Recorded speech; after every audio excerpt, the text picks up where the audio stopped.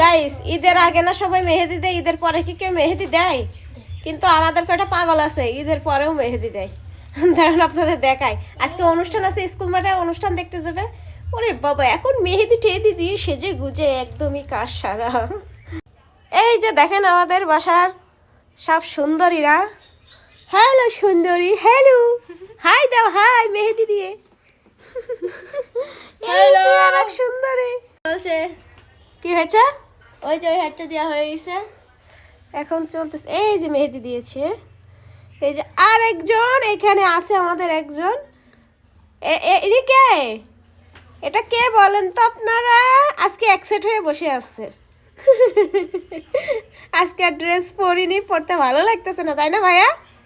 অত ড্রেস পরে খাবে কি না, তাই না ভাইয়া? কচ্ছে হ্যাঁ।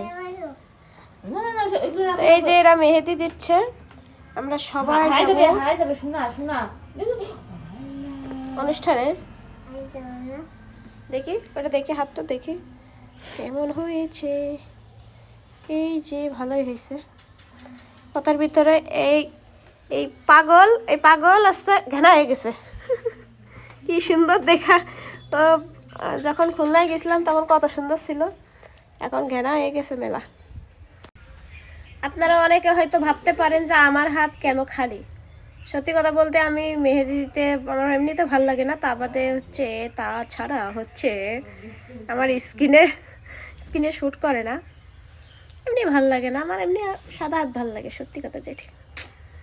তারপরে এই যে নখে আছে, এই নখে আমার মেয়ে মাঝে মধ্যে দিয়ে দিয়েছে, তাই এখনো রয়েছে।